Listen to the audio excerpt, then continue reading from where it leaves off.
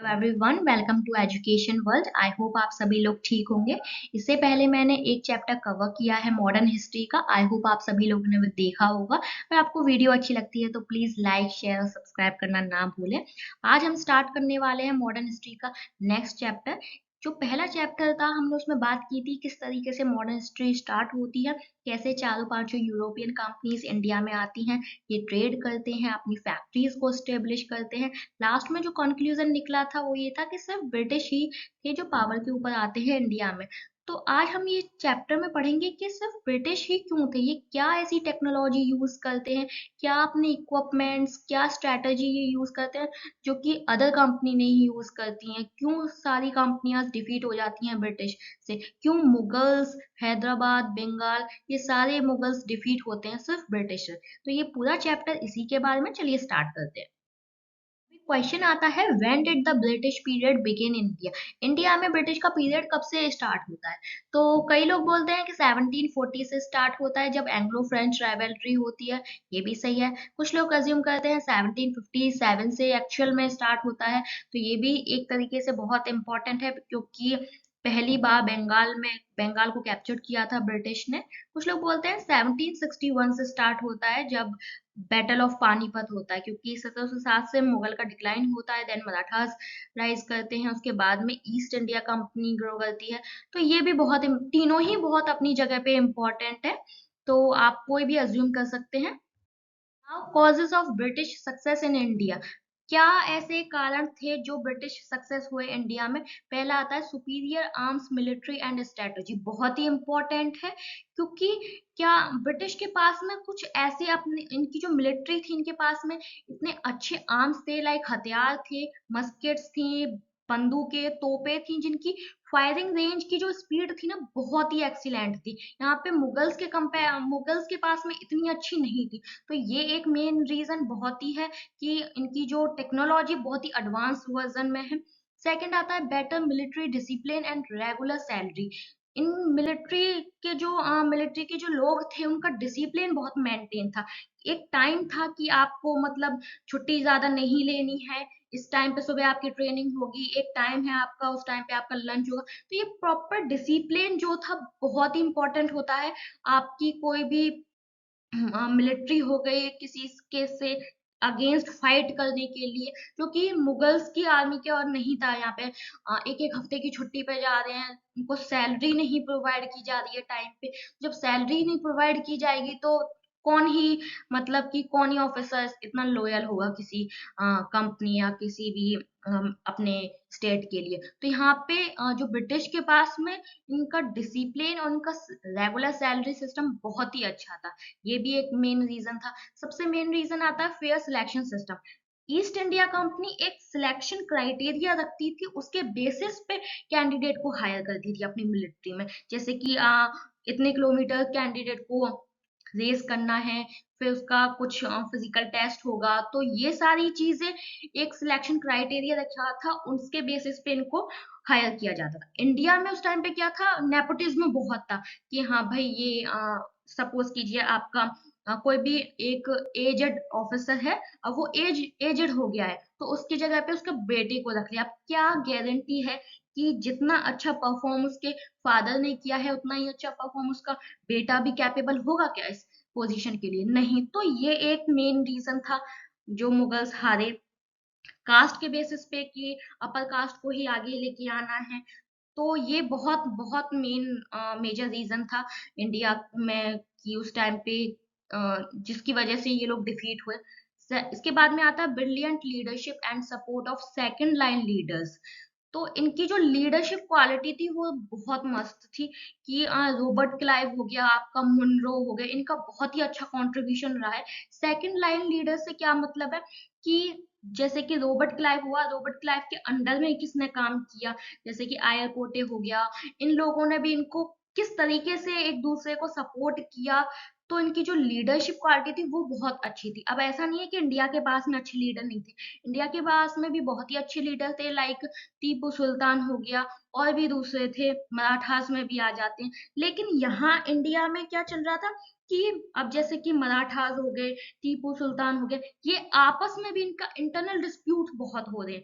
कोई इंडिया के लिए नहीं लड़ रहा है, सारे लोग अपनी स्टेट के लिए लड़ रहे हैं। वहां पे ईआईसी कंपनी एक कंपनी है, ना कि कोई कंट्री। वो कंपनी सिर्फ ब्रिटेन के लिए लड़ रही है। यहाँ पे एक मोटिव था।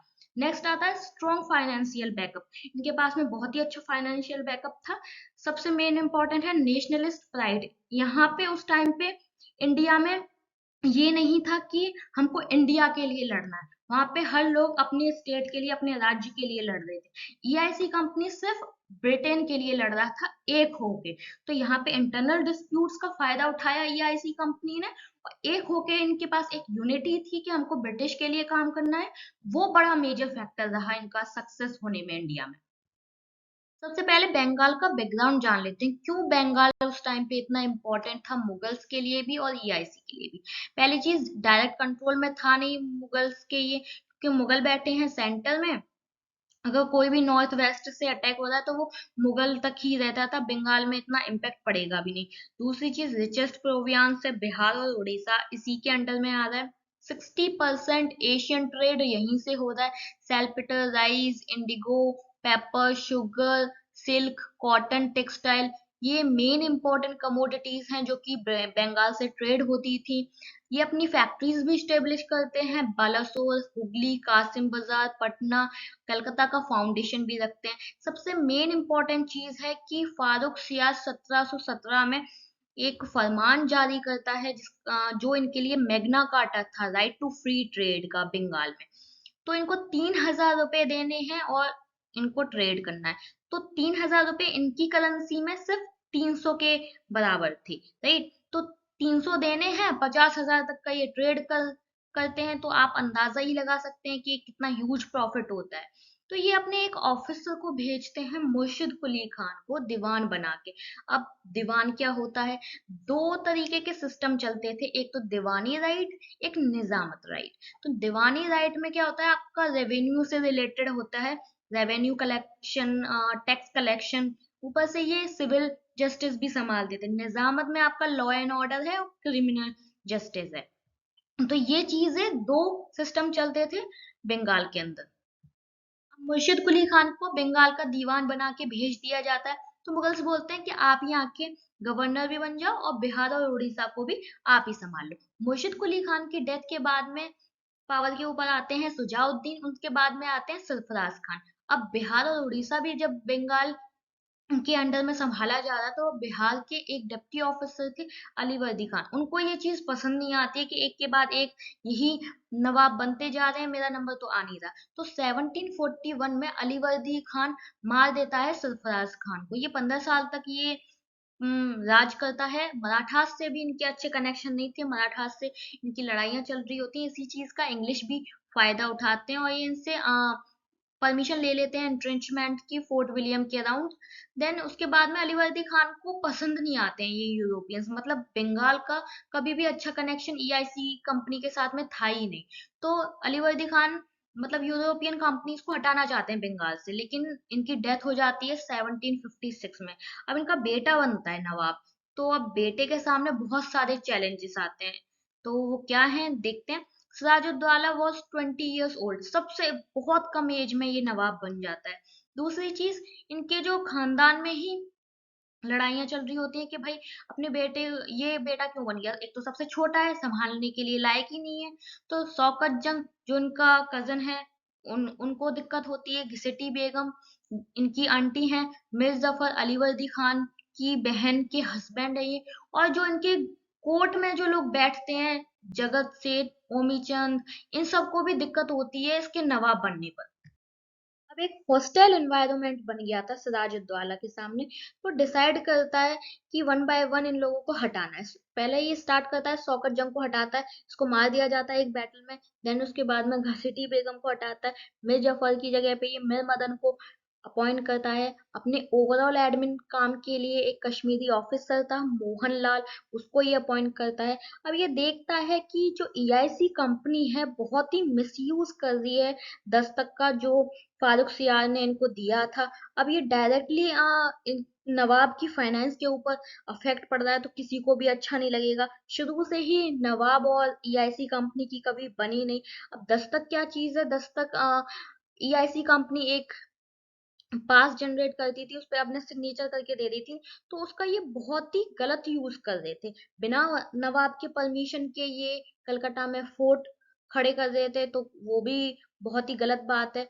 ये इनका एक राजवल्लभ का एक बेटा था कृष्णा दास, वो सिराज के यहाँ से भाग गया था, तो उनको भी कृष्णा दास को भी ईआईसी कंपनी ने अपने पास में रख लिया था। तो ये सारे फैक्टर्स इन्वॉल्व थे, इसकी वजह से होती है बैटल ऑफ प्लासी। अब नवाब थोड़ा सा चिढ़ जाता है कि ये तो हमारे खिलाफ ही काम किए जा रहे हैं, तो इंग्लिश को थोड़ा सा डाउट होता है कि सिराजुद्दौला और फ्रेंच दोनों मिले हुए हैं, तो ये सारी चीजें अच्छी नहीं लगती हैं सिराजुद्दौला को। सिराजुद्दौला कैलकटा को सीज कर लेता है। यहाँ से क्रिएट होती है hostility between Siraj and English. यहाँ पर अब बहुत सारे लोग थे, जो कि ब्लैक होल ट्रेजेडी होती है, ब्लैक होल ट्रेजेडी के बाद में होता है battle of Plassey. Battle of Plassey के बाद में ही ये जो इंग्लिश है वन बाय वन पूरे इंडिया पे ये रूल करना स्टार्ट कर देते हैं। तो वो हम अपनी नेक्स्ट वीडियो में पढ़ेंगे। अगर आपको वीडियो अच्छी लगती है, प्लीज लाइक शेयर और सब्सक्राइब करना ना भूलें। Thank you so much.